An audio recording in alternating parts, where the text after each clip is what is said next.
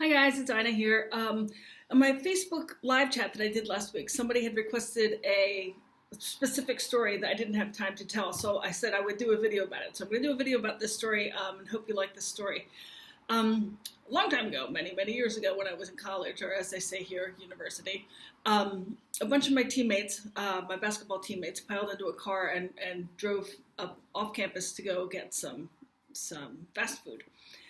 And some girls wanted to have McDonald's and some wanted to have Taco Bell. So those of us that got Taco Bell felt funny to bring Taco Bell into McDonald's. So we sat outside, and how kind of most of the parking lots are in McDonald's in America. They kind of have a little grassy area between some of the parking things. Well, it was a nice night, so we sat in this little grassy area while the other ones went inside to get their burgers or whatever. And we were just sitting there eating our tacos, having a good old time. Well, one of my friends said, Ina, why don't you tell us the Ina story? That's how my stories are kind of known among my friends, Ina stories. Tell us an Ina story to make us laugh. And so I said, so I had to think for a second. And I said, okay, I have a funny story. So back when we were little, like I think everyone knows by now, I'm originally from New Jersey. But my mother and her family is from Louisiana. So we have a joke. It's a mixed marriage. My dad's from New Jersey and my mom's not. Or you can say it the other way. My mom's from Louisiana and my dad's not. Very different kind of cultures. Both lovely.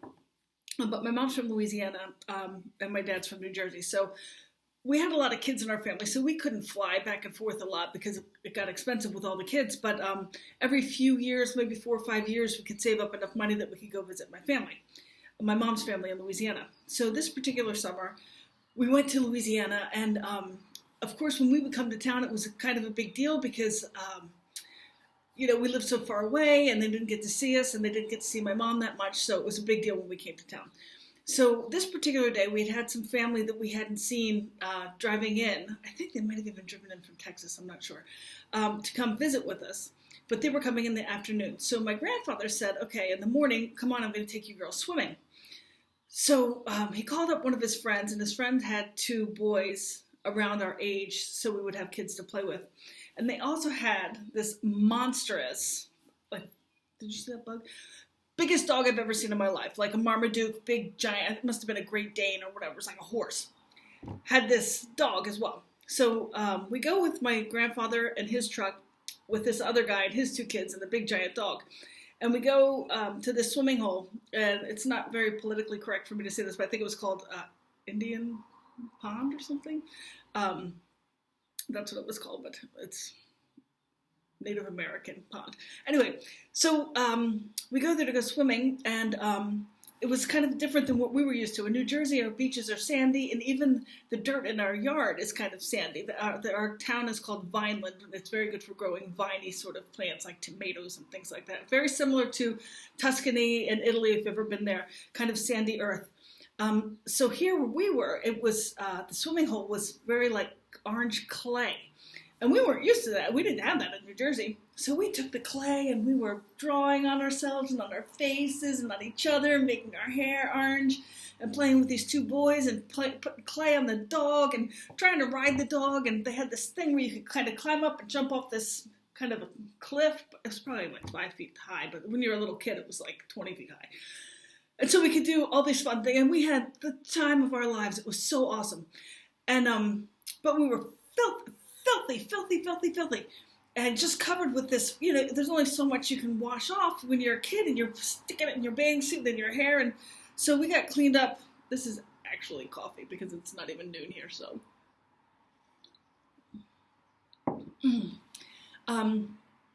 So we got kind of as cleaned up as we could get, because we had to ride back to my grandparents' house to meet this family that were coming from, like I said, I think it was Texas.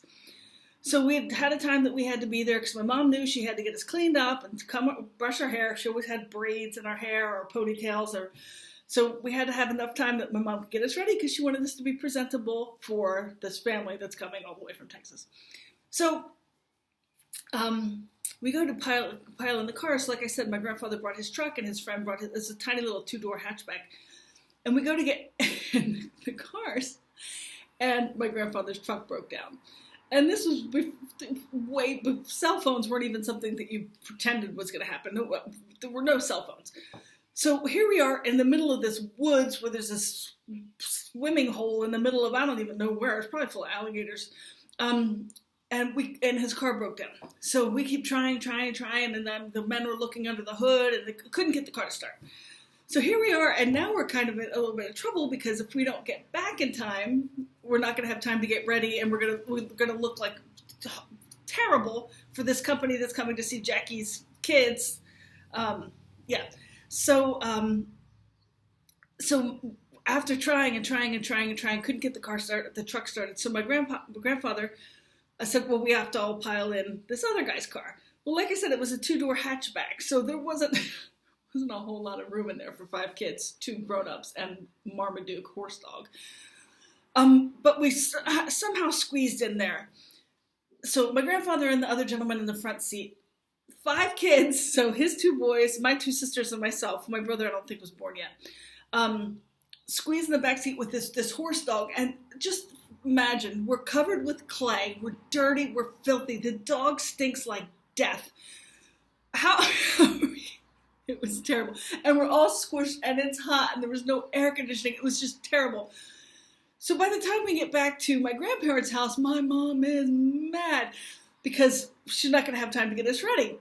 And so she's mad, and we were like, the car broke down. Like, there's nothing we can do about it. The car broke down, but it still didn't help her being mad. She was still mad.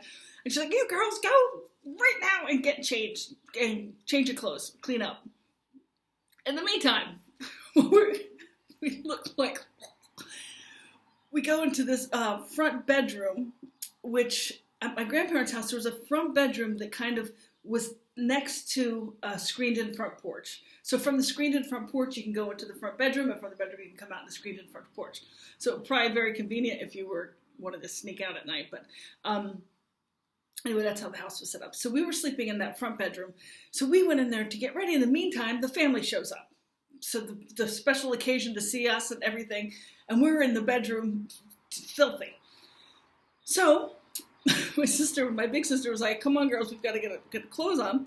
So we took off our bathing suits, but naturally, if you've been playing with clay the whole day and rubbing, the dirt had settled into our bathing suits, as it would. So we trying to get cleaned up because my mom is mad. You don't want to mess with my mom when she's mad. So we all kind of go, we're like laying on the bed with our feet like over our heads, trying to get this clay and this dirt off of our bottoms, because everything went to the bottom of our bathing suit, of course. So we're trying to clean our bottoms, and we're trying to clean each other's bottoms, and we're trying to get cleaned up. Well, in the meantime, the family who had shown up, they all got their lemon, actually it was probably iced tea, and they all walked onto the front porch while we're, the Yankees, laying on the bed with our feet over our head, trying to clean our butts, but they didn't know the whole story, so they just walk out there and they see 3 little girl Heidi's up in the air, and we were like, oh no, because we're all, anyway.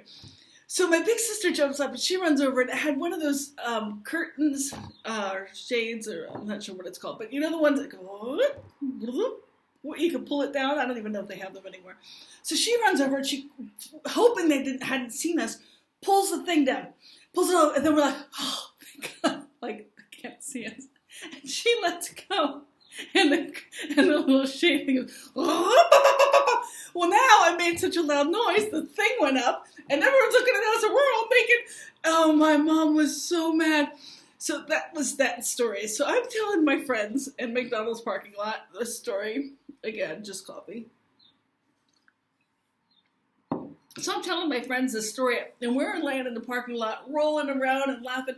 And as I was telling the story, of course, I was a little bit more athletic then. If I did it now, you'd probably have to get me a codeine shot in my back, cortisone, whatever it's called. So I'm flopping around on the ground, imitating my sisters trying to get the dirt off of our butts. And so we're laughing and laughing and laughing. Well, here comes the next part of the story. So I'm sitting there, and we're still laughing about this story, and I started smelling. What's that? I was rolling in dog poop. Okay? This McDonald's is just right off the highway if you're familiar with Richmond. So I-95, that's the big highway that goes north to south on the east coast of the U.S. And then you take Route 64, and then the university is right there. So if you're driving in your car or whatever and you get off to use the bathroom or to get a snack or something, maybe you take your dog out and the dog does his business. You know, this was before they had the little things where you could pick up the plastic bags. Which, does this make sense to anybody else? Dog poop is biodegradable. Like, why do you put it in plastic that it sits in the landfill for 20 years? That we're going to have to, somebody who's really smart, we have to come up with a biodegradable dog poo bag. If it doesn't, maybe it exists already. Anyway, so somebody evidently let their dog, I'm assuming it was a dog, out, pooped on the grass. I'm telling this story. I'm rolling around in the dog crap. So I'm covered. Now it's dog poop all over me, on my clothes, in my hair, on my dog poop everywhere. So I'm like, well, I can't get in this girl's car with poop on me. So I said, okay, well, I'm going to go in the bathroom and try to clean myself up a little bit. And so my friends were like, okay, yeah, go get cleaned up. You can't get in the car like that. So I go in the McDonald's parking lot at the back, and I take off my clothes, and I wash them with soap in the sink, and wash myself off, get myself clean. And it's just gross. If you have another animal's stuff on your body, it's just gross. So I'm scrubbing, and I'm trying to get it out of my clothes, trying to get it out of my hair. It was disgusting.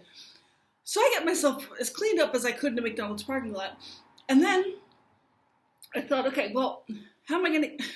So I got this thing on my wet clothes. So I'm like, okay, I can't put my wet clothes back on. I didn't think this one out. I can't put my wet clothes back on and go sit in someone's car. But if I run as fast as I can, hit that back door, you know, there's that back door at McDonald's bathroom, hit that back door, run across the parking lot, jump in a car. I mean, we were a basketball team. We took showers together. I don't care if my team sees me in my underwear, but like jump in the car, hold my clothes, then I won't have to get this poor girl's car all wet. So it was late, so there weren't that many people at McDonald's. It was nighttime. So I opened up the bathroom door, and I looked, there's nobody there. So I could clearly make it to that back door across that parking lot without anyone seeing me.